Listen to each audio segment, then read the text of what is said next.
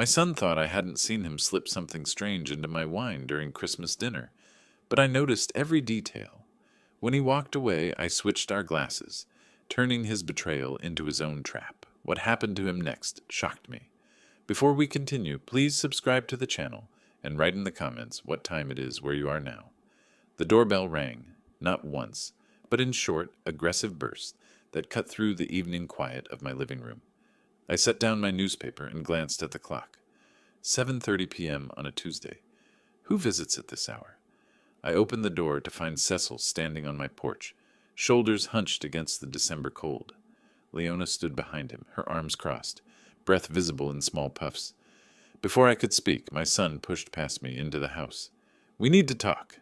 His voice carried an edge I hadn't heard since he was a teenager. Leona followed, closing the door behind her with a firm click. She surveyed my living room like she was appraising it, her gaze lingering on the built-in shelves I'd crafted myself, the hardwood floors I'd laid board by board. "Cecil, what's this about?"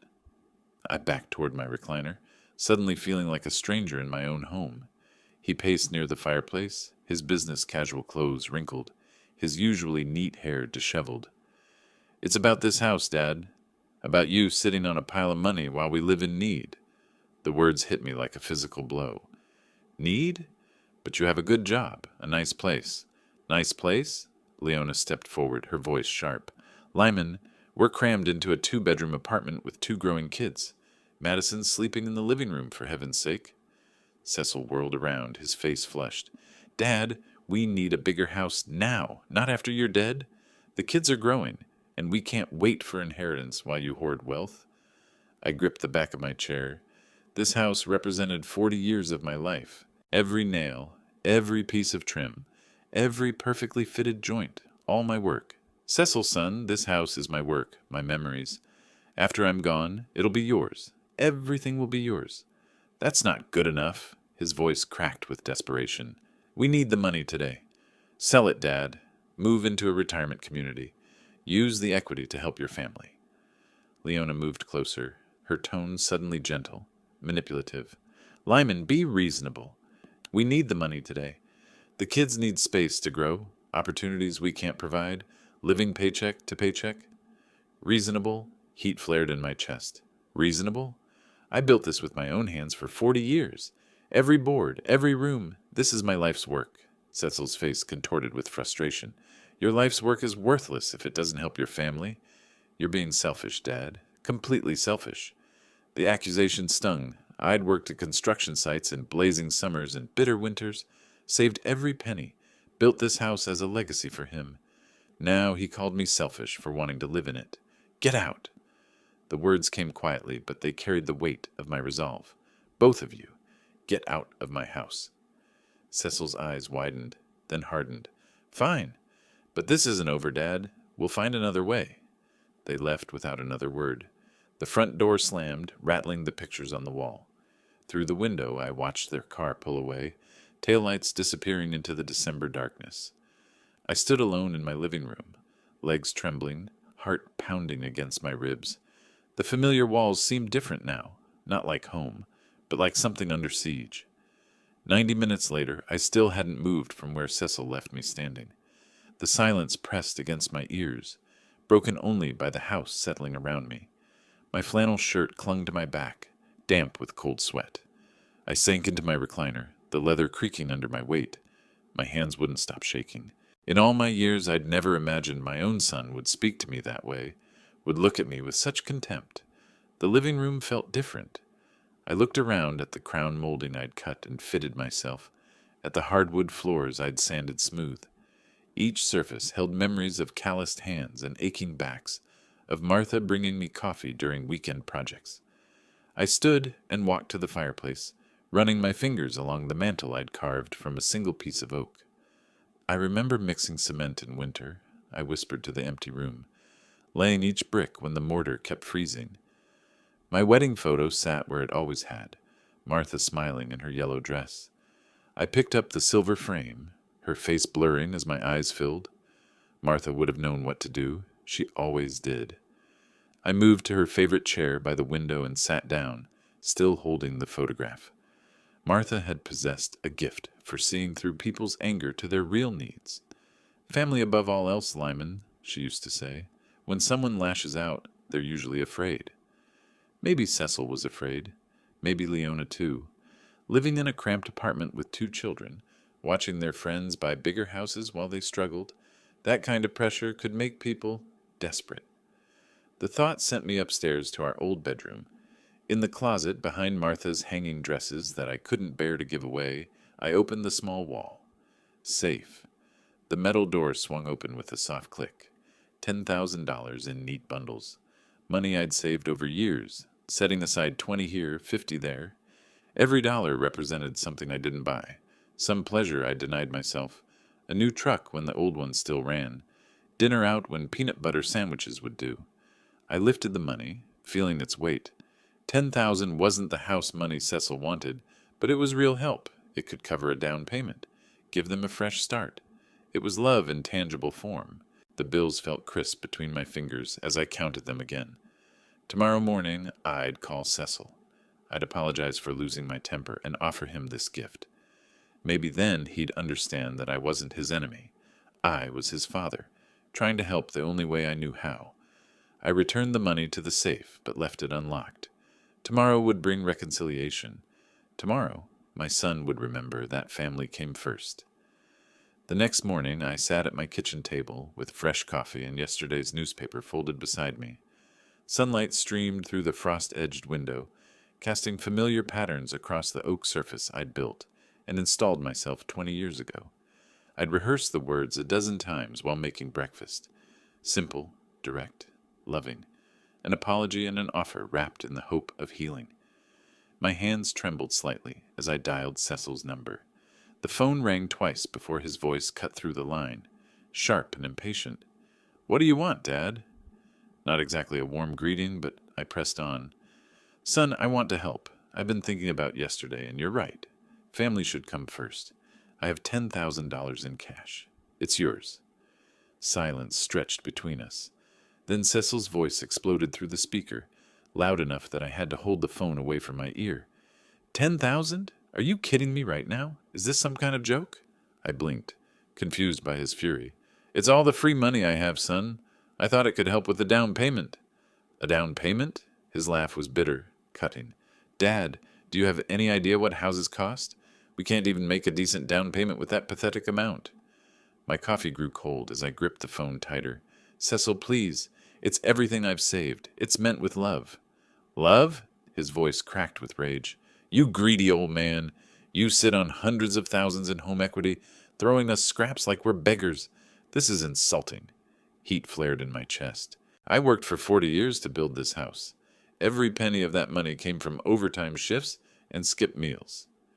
And what good does it do us locked up in your precious house? We're struggling, Dad. My kids are growing up in a cramped apartment, while you hoard wealth like some miserly dragon. "Hoard?" I was shouting now, standing at my kitchen counter. "I offered you everything I have. Everything you have is this house. Sell it, Dad. Stop being selfish and help your actual living family, instead of clinging to memories of a dead woman." The words hit me like a physical blow. He'd brought Martha into this, dismissed her memory as if she meant nothing, as if our 40-year marriage was just an obstacle to his inheritance. "Don't you dare.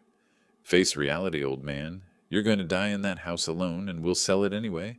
Why not help us now when we need it?" The phone line went dead. I stood holding the receiver, listening to the dial tone buzz in my ear. My hand shook as I set the phone down. The kitchen felt smaller suddenly, the walls pressing closer.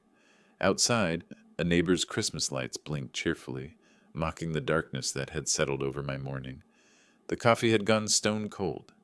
I stared at it, processing what had just happened. My son, the boy I'd taught to swing a hammer, who'd helped me tile the bathroom when he was 12, had just revealed his true nature.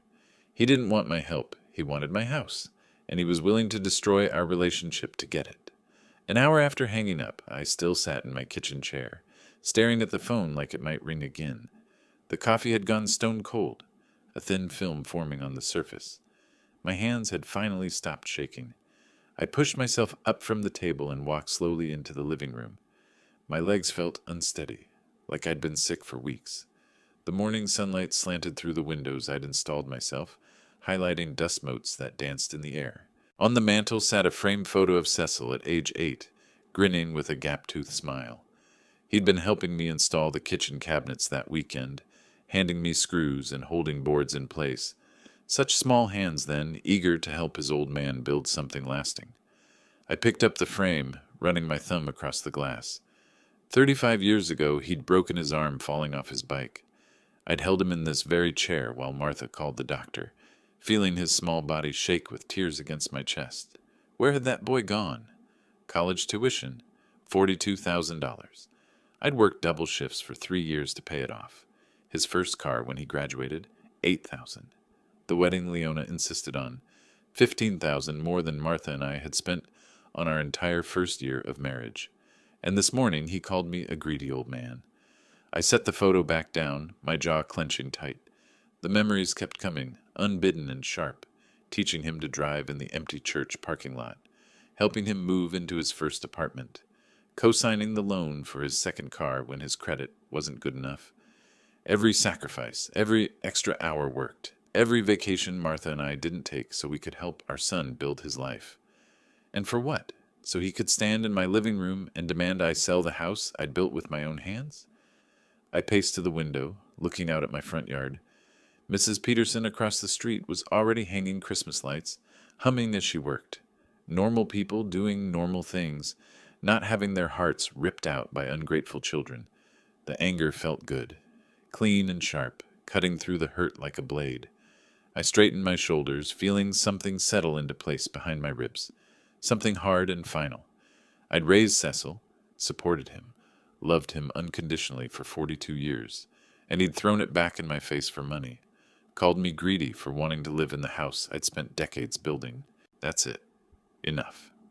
I looked around my living room with new eyes, not as a future inheritance waiting to be divided, but as my space, the crown molding I'd cut by hand, the hardwood floors I'd sanded smooth, the built-in shelves where Martha's books still sat, exactly where she'd left them. This was mine. And if Cecil wanted nothing to do with me unless I was handing him money, then he could have exactly that. Nothing. My chest felt lighter than it had all morning. The decision sat well in my stomach, solid and sure. No more phone calls, no more attempts to help, no more disappointment when my son showed me exactly who he'd become. I glanced toward the garage where boxes of Christmas decorations sat waiting. Maybe some physical work would help burn off this restless energy. Tomorrow I'd drag out the lights and make the house look festive. Not for family, I didn't have any of that left, but for me, because I could, because it was my house. The next morning I woke before dawn and couldn't get back to sleep. By 9 o'clock I'd finished breakfast and stood in my garage, pulling dusty cardboard boxes from the shelves. Christmas decorations, 1995, read Martha's careful handwriting on the nearest one. Maybe if I decorate the house, my mood will improve. The thought felt hollow, even as I had it, but I needed something to do with my hands, something that didn't involve thinking about ungrateful sons or cruel words. The first box contained strings of icicle lights tangled into knots that would take an hour to sort. I spread them across my workbench, methodically checking each bulb for cracks or blackened filaments. The repetitive work felt therapeutic, a problem I could actually solve. By 10:30, I dragged my aluminum ladder from its hooks and positioned it against the house. At 65, climbing to hang lights along the roofline took more effort than it used to. My knees protested each step, and I had to pause twice to catch my breath. But the physical effort felt good, real. Each clip I attached to the gutter, each section of lights I tested and strung, was tangible progress. Unlike trying to maintain a relationship with someone who saw me as nothing more than a bank account. Mrs. Peterson waved from her yard as I positioned the illuminated reindeer on my front lawn. "Getting an early start this year, Lyman." I managed to smile and waved back. At least my neighbors didn't expect me to sell my house and move into a retirement home. The phone started ringing at 2:30. I was untangling the last string of lights when Cecil's ringtone cut through the December air. Same melody he'd had for years, some upbeat song I'd never bothered to learn the name of. I let it ring until it stopped. 10 minutes later, it rang again. I gritted my teeth and kept working. The lights for the front bushes needed to be tested before I could plug them in. Half the strand was dead, probably from sitting in the garage all year. I'd have to dig through the spare bulb box. Third ring at 2:45. I pretended not to hear it, but my hands had started shaking again. What if something was wrong with the grandkids? Tommy had been fighting a cold last week. What if Madison had gotten hurt at school? Martha's voice whispered in my memory. Family first, Lyman. Always family first. But Martha had never heard her son call her husband a greedy old man. The fourth ring came at 2:50. I stopped working entirely, standing in my front yard with Christmas lights draped over my arm like tinsel. My chest felt tight, torn between righteous anger and grandfather's worry. What if something happened to Tommy or the little one? Martha would never forgive me if I ignored a call about the grandkids. Neither would I. I walked slowly toward the front door, each step feeling heavier than the last. The phone had stopped ringing, but I knew it would start again. Cecil was persistent when he wanted something. Sure enough, as I reached for the door handle, it rang again. I stood on my own doorstep, breathing hard from more than just the physical work. My hand hovered over the knob. I could let it ring. Let voicemail handle whatever Cecil had to say this time. Continue my peaceful morning of decorating and pretend I didn't have a son. But what if it really was about the kids? The ringing seemed louder inside the house. I walked to the kitchen and stared at the phone for 3 more rings before picking it up. What do you want, Cecil? Dad, forgive me. Cecil's voice came through the receiver, soft and humble, nothing like yesterday's venom. I behaved like an idiot. Leona made me call to apologize. I shifted the phone to my other ear, suspicious. The complete change in his tone set off alarms in my head. Yesterday he'd called me a greedy old man. Today he sounded like a repentant child. I don't know, son. You hurt me very badly. I know. I was awful to you. Completely awful. His voice cracked slightly, but something about it felt rehearsed. The stress of the holidays, the kids asking for things we can't afford. None of that excuses how I spoke to you. I leaned against my kitchen counter, still wearing my work clothes from decorating. Through the window I could see the half-finished light display on my front lawn. The mundane sight somehow grounded me. Stress doesn't turn you into a different person, Cecil. It just shows who you really are. Please don't say that. Now he sounded genuinely distressed. Dad, I need you to know how sorry I am. That's why I'm calling. Leona and I talked all night, and we want you to come to Christmas dinner. Christmas dinner. I rubbed my forehead with my free hand, feeling the tension that had settled there like a permanent resident. Christmas Eve, 6 o'clock, Cecil continued. Please come, Dad. The kids want to see Grandpa. Madison keeps asking when you're coming over. She's been practicing a song on her recorder to play for you. The mention of Madison hit me square in the chest. 7 years old and gap-toothed, like her father had been, always eager to show me her latest artwork or the new dance she'd learned at school. Cecil, I just don't... Tommy's been asking about you, too. He wants to show you his science project. Something about volcanoes. Cecil's voice grew warmer, more natural. They miss you, Dad. We all miss you. I found myself thinking about Christmas Eve's past. Martha would spend all day in the kitchen making her famous Christmas pudding from her grandmother's recipe. The house would smell like cinnamon and nutmeg. We'd drive to Cecil's place with the car full of presents and homemade desserts. I could bring Christmas pudding, I heard myself say. Martha's recipe. That would be perfect. Cecil's relief was palpable. The kids would love that. They always talk about Grandma Martha's cooking. I grabbed a pen and notepad from the counter. What's your address again? When Cecil rattled it off, I wrote it down carefully. And it's 6 o'clock on Christmas Eve? 6 sharp. Dad, thank you. This means everything to us. Fine. I stared at the address I'd written, second-guessing myself even as I spoke. But this is your last chance, Cecil. I won't be treated like that again. I understand. I promise things will be different. After I hung up, I stood in my kitchen holding the piece of paper with Cecil's address. The numbers looked stark against the white notepad, a destination I wasn't sure I should be traveling to. Maybe people could change. Maybe stress really had made him say things he didn't mean. Maybe his apology was genuine, and Christmas Eve could be a fresh start for our relationship. Or maybe I was just a foolish old man who wanted to believe his son still loved him. I folded the paper and slipped it into my shirt pocket, right next to my heart, where it felt like both a promise and a warning. Saturday morning, December 21st, I sat at my kitchen table staring at Cecil's address on the notepad. Maybe I was too harsh. Boys sometimes say stupid things under pressure. Martha always believed people deserved second chances, especially family. The shopping center was packed with last-minute Christmas shoppers.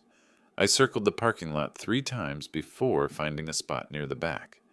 Inside the toy store, fluorescent lights buzzed overhead as I wandered the aisles, overwhelmed by the choices. For Tommy, I selected a Lego architecture set, the kind that would challenge a 10-year-old's mind. He'd always been clever with his hands, just like his grandfather. For Madison, an art supply set with colored pencils, watercolors, and a thick sketch pad. She'd shown me her drawings last summer, detailed pictures of flowers and houses. The cashier, a college-age girl with tired eyes, smiled as she rang up the purchases. Your grandchildren are lucky to have someone who cares so much about getting the right gifts. Pride swelled in my chest. They're good kids. Sunday and Monday were for the pudding. I retrieved Martha's handwritten recipe from the kitchen drawer, where it had sat, untouched, for 3 years. Her careful cursive instructed, Day 1 for mixing, Day 2 for steaming, Day 3 for serving. At the grocery store, I gathered the traditional ingredients. Beef sweet from the butcher counter, crystallized ginger, candied orange peel, and a bottle of brandy for aging. The sweat clerk looked puzzled when I asked for it. Most people use vegetable shortening nowadays. This is my wife's recipe. Some things shouldn't change. Back home, I mixed the dense batter in Martha's largest bowl, the blue ceramic one she'd received as a wedding gift. My hands followed her written instructions like a prayer. Fold in the flour gently. Don't overmix. Add the brandy last. The kitchen filled with the rich scent of spices and fruit. Monday brought the steaming process. I wrapped the pudding in cheesecloth and lowered it into Martha's old steamer pot, the one she'd used every Christmas for 40 years. Steam rose like incense, carrying memories of holidays past. Christmas Eve morning, I chose my navy suit from the bedroom closet. I hadn't worn it since Martha's funeral, but the occasion seemed to demand formality. The white shirt required careful ironing, paying special attention to the collar, the way Martha had taught me. The gifts went into brown paper bags, old-fashioned wrapping that reminded me of my own childhood. Red ribbon tied around each bag's handles completed the look, simple but dignified. By 4 o'clock, the pudding had cooled and sat wrapped in fresh cheesecloth on my kitchen counter. I studied myself in the hallway mirror, adjusting my tie until it sat straight. Martha would have approved of the effort. The drive to Cecil's neighborhood took 20 minutes through streets lined with elaborate Christmas displays. His house sat in a development of identical colonial-style homes, each with perfectly maintained lawns and matching mailboxes. The contrast to my hand-built craftsman style was stark. I parked in the driveway behind Cecil's sedan and gathered my packages from the back seat. Through the large front windows I could see warm light spilling from inside, shadows moving around a Christmas tree. Children's laughter drifted through the glass. Standing on the front porch with gifts in my arms, I heard Madison's voice inside. "Is that Grandpa's car?" My heart lightened despite my caution. Cecil opened the door with a smile broader than I'd seen in months. "Dad, right on time." He stepped aside, gesturing me into the warmth of his home. Before I could respond, Tommy and Madison burst from the living room, wrapping their arms around my waist in simultaneous hugs. "Grandpa, you came." Madison squeezed tighter, her gap-toothed grin infectious. "Of course I came, sweetheart. I brought presents." Leona appeared from the kitchen, wiping her hands on a festive apron. "Lyman, you look wonderful. Come in. Let me take your coat." Her welcome seemed genuine, warmer than our usual interactions. The house impressed me despite my reservations about modern decor. A massive Christmas tree dominated the living room corner, decorated with silver and gold ornaments that caught the light. The dining room table, visible through an archway, was set with china and crystal. "Kids, let Grandpa get settled before you attack him for presents," Cecil laughed, taking my coat to a nearby closet. I handed out the wrapped bags, Watching their faces light up with each revelation, Tommy's eyes widened at the Lego set. "Grandpa, this is the one I wanted. How did you know?" Madison clutched her art supplies to her chest like precious treasure. "Can we use these tomorrow morning, Grandpa? I want to draw you a picture." "We'll see what your parents say." The joy on their faces melted away my lingering doubts about coming here tonight. I presented the Christmas pudding to Leona, who accepted it with exaggerated gratitude. "Lyman, you shouldn't have gone to so much trouble. Martha's recipe, isn't it? The children will be thrilled." Cecil led me on a brief tour of their renovated dining room, pointing out the new chair rail and built-in buffet. "We did most of the work ourselves," he said with pride I recognized from my own home projects. "Nice craftsmanship," I admitted. The workmanship was solid, if not quite to my standards. As we gathered around the table, Leona directed me to the head chair with ceremony. "This is your place tonight, Lyman, the guest of honor." The formal table setting, good china, cloth napkins, crystal glasses, reminded me of holidays with Martha. Cecil carved the turkey while Leona brought side dishes from the kitchen. Normal family sounds filled the room, silverware clinking against plates, Tommy describing his science project, Madison humming Christmas carols under her breath. "Dad, I really regret that conversation we had," Cecil said during the first course, his voice carrying genuine remorse. "I was completely out of line." I nodded, tasting the stuffing. "Let's focus on tonight, on family." The meal progressed smoothly. Turkey carved to perfection, mashed potatoes creamy and rich, green bean casserole exactly like Martha used to make. Conversation flowed naturally between school stories, work updates, and Christmas plans. For the first time in weeks, I felt the knot in my chest beginning to loosen. This was what Christmas Eve should feel like. Family gathered together, sharing food and laughter, creating memories for the grandchildren. Cecil occasionally checked his watch, but I attributed it to dinner timing. Leona moved efficiently between kitchen and dining room, every dish arriving at the perfect moment. "Before we have dessert," Cecil announced, rising from his chair, "I want to make a toast." He walked to the sideboard, where an expensive bottle of red wine waited. "Let's drink to family with this wonderful wine." The cork popped with a satisfying sound as Cecil opened the bottle at the sideboard. "This is from that vineyard in Napa we visited last summer," he told Leona, his voice carrying forced cheer. "Can we have some too, Daddy?" Madison asked from her seat next to me. "You and Tommy can have grape juice instead," Leona replied, already rising to fetch it from the kitchen. I watched Cecil pour the dark wine into 5 glasses, arranging them carefully on a silver tray.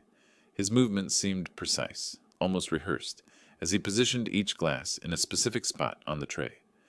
From my angle at the head of the table, I had a clear view of his actions. Cecil glanced around the room, checking that everyone was occupied with dinner conversation, then reached into his jacket pocket. A small packet emerged, white, about the size of a sugar substitute. What was that? Sugar? No, sugar isn't hidden like that. Cecil's fingers moved quickly, tearing the packet open and dumping white powder into one specific glass. The glass positioned exactly where my place setting indicated it would go. He folded the empty packet and slipped it back into his pocket, his movements furtive and practiced. My heart began hammering against my ribs, but I kept my expression neutral, continuing to cut my turkey as if I hadn't noticed anything unusual. The taste of the meal turned to ash in my mouth. "Cecil, help me check the pie in the oven," Leona called from the kitchen, her timing suspiciously convenient. "Of course, honey." Cecil placed the tray of wine glasses on the table, carefully aligning each glass with its intended recipient. "I'll be right back, everyone. Don't start the toast without me." They disappeared into the kitchen together, leaving me alone at the table with Tommy and Madison, who continued chattering about their Christmas morning plans. The poison wine sat 18 inches from my right hand, the glass catching reflections from the chandelier overhead. My son, the boy I'd taught to hammer nails and change oil, who'd cried in my arms when he broke his bicycle, had just tried to poison me. The realization hit harder than any physical blow I'd ever taken. Every kind word tonight, every gesture of reconciliation, every moment of what I'd thought was genuine family warmth. All of it had been performance, a script designed to lure me here so they could... What? Kill me for my inheritance? Make it look like a heart attack brought on by the stress of reconciliation? The sound of Cecil and Leona returning from the kitchen snapped me back to the present moment. My hands had started trembling, but I gripped my dinner napkin to steady them. "Sorry about that," Cecil said, sliding back into his seat with that same forced smile. "The pie needed a few more minutes." He reached for his wine glass, lifting it expectantly toward me. "Now, Dad, that toast to family, to new beginnings and letting go of the past."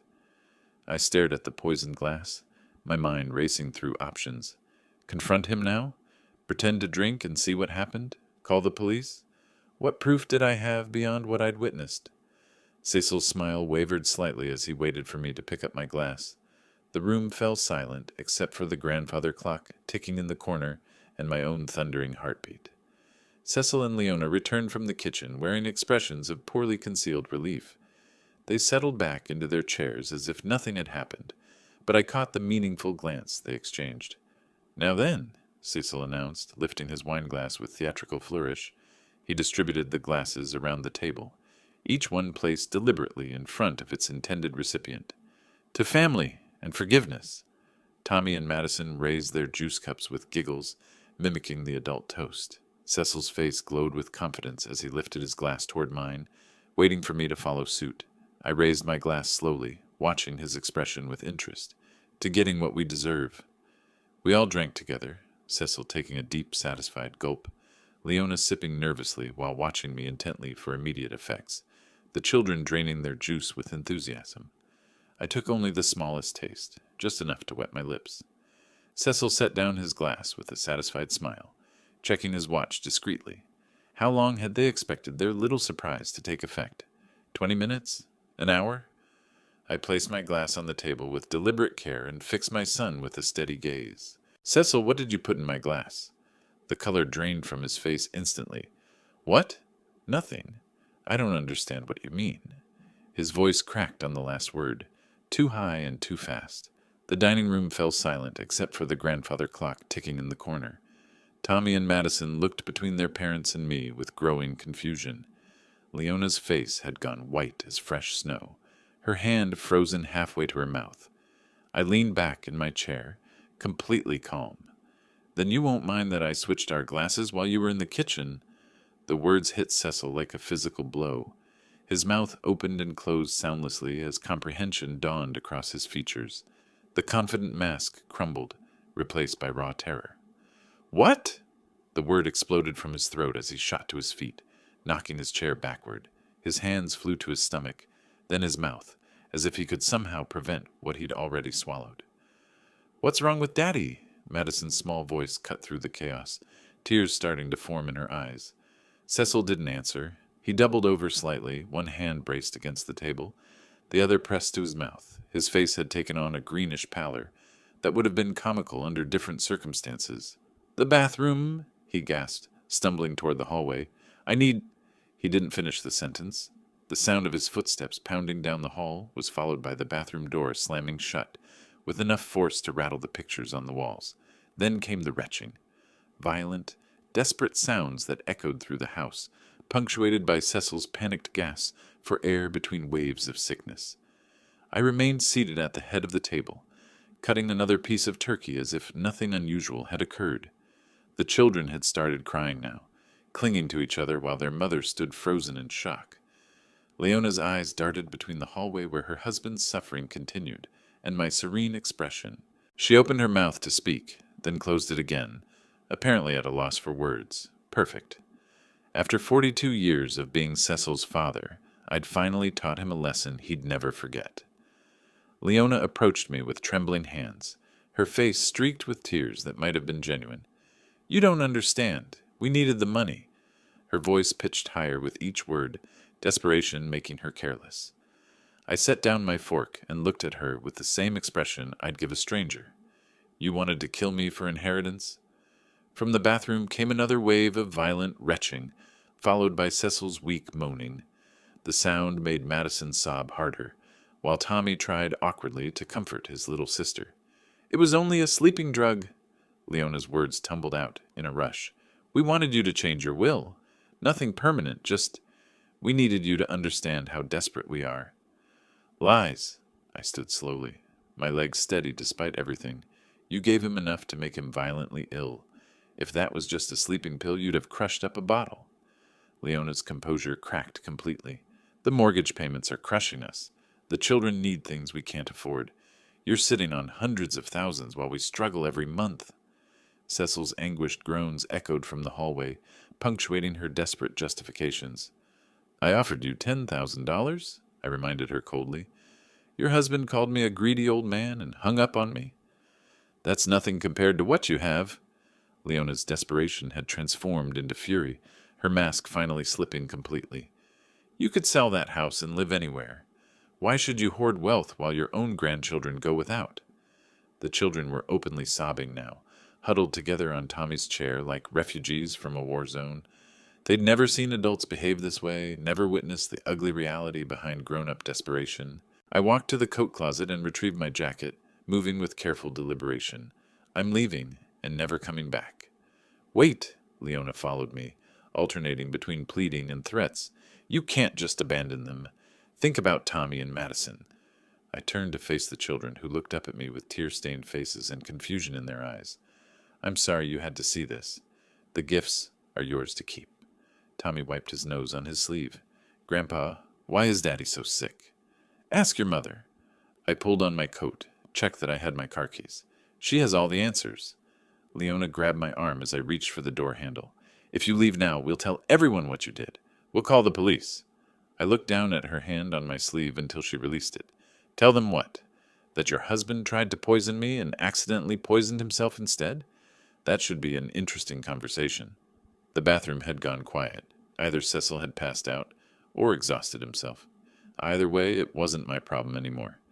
Tell Cecil he made his choice, I said, opening the front door. Actions have consequences. He's just learned that lesson the hard way.